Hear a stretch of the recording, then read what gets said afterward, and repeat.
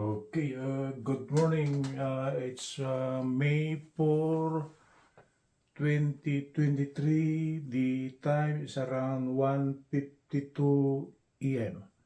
Good morning. This is Professor David J. Delos we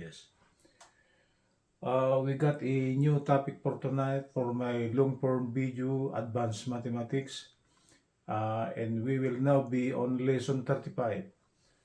So, the topic for this morning will be Advanced Mathematics, lesson number 36.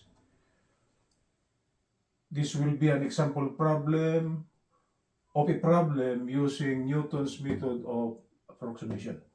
So, I will be giving you an application problem that involves the solution of a so-called Newton's method of approximation.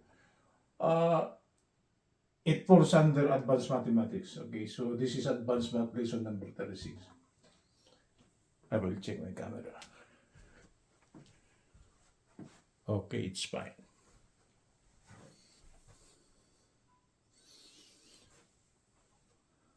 Okay, let's proceed. So I will now be giving an application problem using Newton's method of approximation solution. Okay. I didn't write the problem anymore. I will just give you the figure. Then I will try to discuss what is in the figure. We are given a figure, and the figure is actually a cylindrical shell. It could be a shell from a mortar maybe. And the shape of the shell is actually cylindrical, meaning there is the cylindrical part and there is the what you call this sphere part. Sphere. Half of a ball, right? So this is the sphere portion and this is the cylindrical portion. The length of the cylindrical portion is 10 inches and the total volume of the shell is actually 400. This is not inches. This should be cubic inches. Meaning inch to the third power. Because volume will be a length times a length. So it will be cubic inches. The volume of the cylindrical shell is 400 cubic inches. The length of the cylindrical portion is 10 inches and the problem is asking what will be the diameter of the shell. Meaning if the volume of the shell is 400 cubic inches and this height here is 10 inches, the problem is asking what will be the diameter of the shell. The diameter equal to. The diameter is actually, if this is the center of the shell, okay, half portion is actually the diameter. No. The diameter is the total distance over here.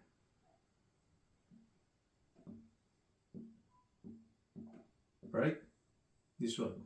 So the problem is asking what will be the value of t. Okay? With regards to the sphere portion, from the center of the shell to the edge of the sphere, that is referred to as the radius, and twice radius is actually diameter. So if we try to get the radius should be equal to diameter over 2. Okay? Okay, I will try to erase this one. Okay, let's proceed with the solution. For the solution, it involves volume formulas that involves a cylindrical portion and a sphere portion. The volume of the cylindrical portion, this is just like a cylinder, right? We got a height 10 inches. The problem is asking for the diameter. So if we try to get the volume of the cylinder portion, okay, it should be an area of a circle, okay, pi over 4d square times height. And the volume of a sphere, the volume of a sphere is actually 4/3 pi r cubed. Okay? But the portion of the sphere portion is just it's just actually 1/2. So if we try to take the total volume of the shell, we will multiply this by 1/2. So on the right hand side, there is a 1/2 over here, times 4/3 pi, times the radius of the sphere. But since this is diameter, okay, we will express this radius here as a function of diameter. So the only unknown now is actually the diameter. So if we try to replace this radius here by diameter, the unknown diameter over 2, what will come out will be substituting values now. The volume is 400. This should be equal to pi over 4. I'm following this. D square. This height here is 10 inches times 10. Okay. Plus. We cancel out 2 and 4 over here. So it will just become 2/3 pi. And the radius will be d over 2 to the third power. Okay. And simplifying, the right hand side will be 400. If we try to simplify this one, pi over 4 times 10, what will come out will be 7.35. And if we try to multiply 2/3 times pi, 2 to the third power is actually 8, right? So 2/3 pi over 8, what will come out will be 0.2618.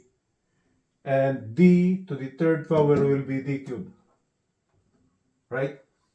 Then multiplying all terms by, to make the coefficient of d cube unity, or meaning 1, we'll try to divide all terms by 0.2618. So 0.2618 times 1 over this one cancel with this. So this is now d cubed. And 7.35 divided by 0.2618 will be 30, exactly 30, d square. D square. I just rearranged, right? So 400 divided by 0.2618, that will be 1527.88. But this is on the left. If we try to transpose it, this will be negative 1527.88 equal to 0. So what comes out now after the simplification? This is plus, right? What comes out after the simplification is actually a transcendental equation. Transcendental meaning an equation beyond ordinary. It is not a simple equation. Why it is not simple? This is a cubic equation. And to solve a cubic equation, you could not use the quadratic formula. It's either you will use a synthetic division or we will use a trial and error method. And for the meantime, since we are on advanced mathematics, our trial and error will be the so-called Newton's method of approximation. It is a systematic trial and error. Okay, let's proceed. So this is now our transcendental equation. So we will let function of d equal to this. D cubed plus 30d squared minus 1527.88. We need the first derivative of this, right? So f prime of d, we will take the derivative of this. So the derivative of this will be power formula, right? 3d squared. This one will be 30 times 2 will be 60 times d. And the derivative of 1527 will be 0, or this is actually minus 0, or simply nothing, right? Okay, that is the first derivative of the transcendental equation. We needed f prime of d because in the computation of the trial, what you call this, diameter, we need f prime of d. Okay, let's bring out the testing of the diameter. We should know the so-called range of the unknown diameter. For the meantime, if we let d equal to 6 inches, function of 6 inches will be negative 231.88. What's the meaning of this? If we try to substitute 6 inches to the function of d, that is 6 cubed 30 times 6 squared minus 1527.88, okay? What will come out if we try to simplify will be negative 231.888. it's a negative thing. If luckily the total sum of this will be 0, that's our solution already, but it is not 0.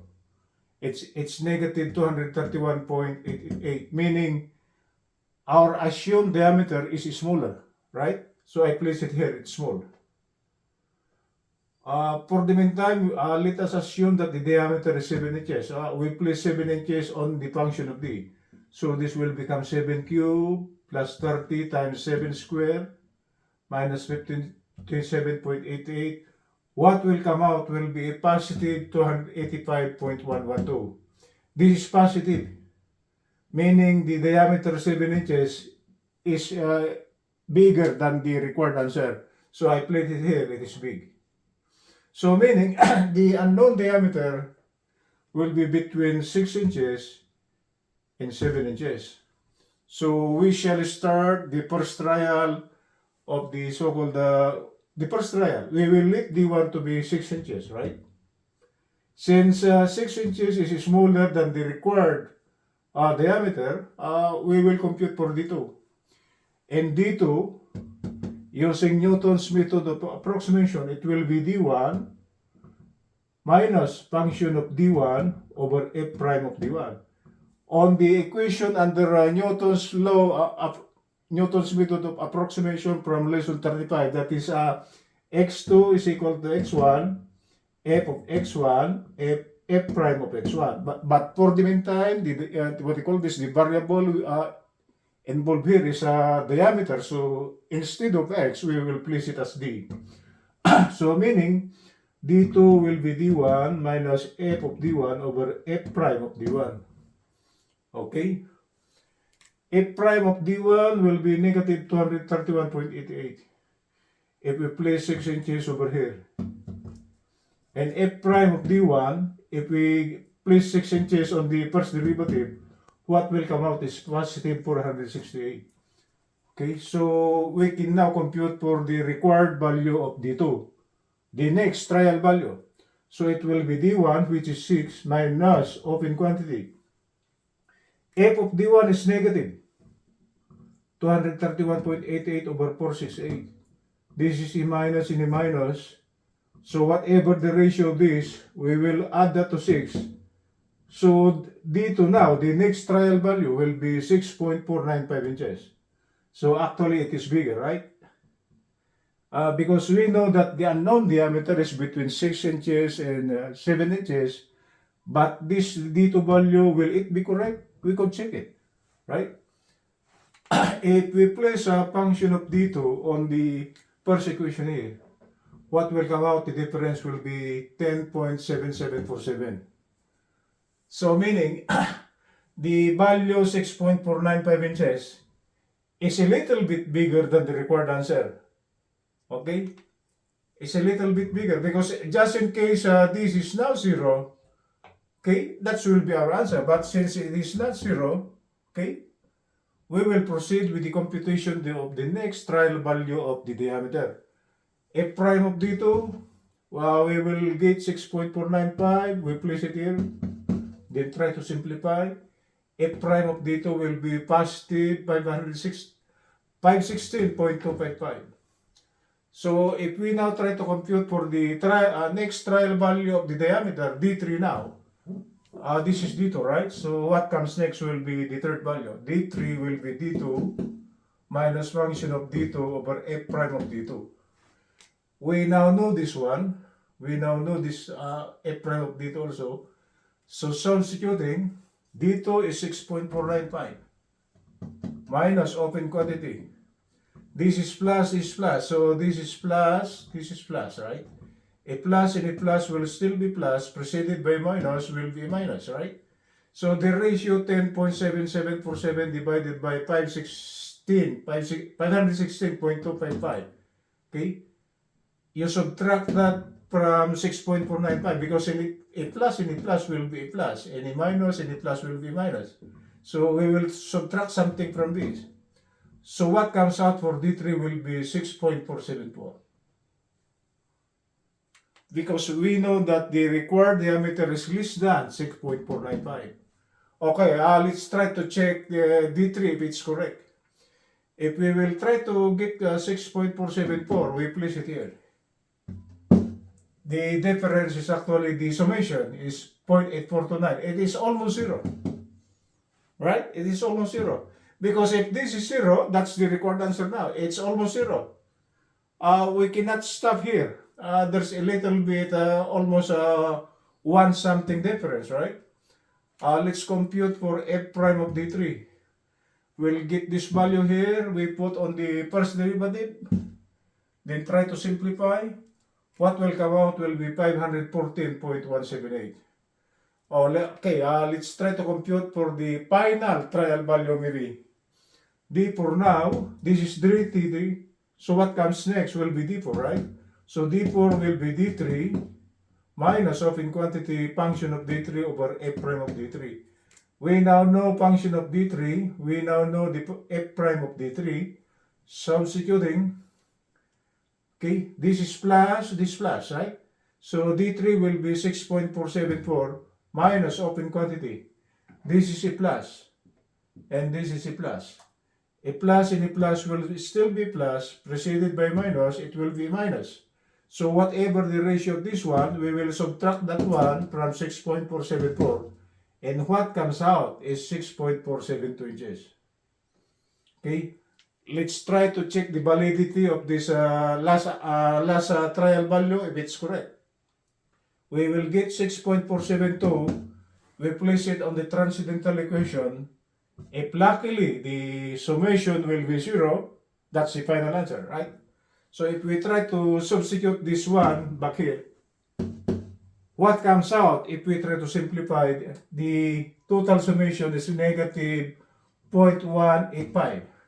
And this is now almost zero. So we could stop here. So the required diameter of the shell will be 6.472 inches. That's our final answer. I will check my camera. Okay? So after 4 trials, okay, don't be bored. That is a part of the solution. Because as we increase the trial, right, the error is almost zero. If the error is almost zero, that will be our final answer already. Because on the 4th trial, if we try to substitute 6.472 on the transcendental equation, okay, it is the difference is almost zero, negative 0.185, and I place it here, it is almost zero. If you don't want to stop it, you could go to D5. So maybe after taking D5, it might go to zero already. But for practical purposes, since the difference is actually negative 0.185, this is almost zero, so we could conclude that the final answer now will be diameter will be equal to 6.472 inches. So meaning, this diameter here should be 6.472 inches. This is 6.472 inches. The sling here is 10 inches. For the total volume to be 400 cubic inches. Okay, that's it, guys. So for those of you who are taking advanced mathematics, this is for you guys. If you want to subscribe to my channel is at youtube.com/@ProfDavidJDelosReyes. And if you want to share it, please click share. This is an example problem using Newton's method of approximation under advanced mathematics. Good morning from Los Angeles.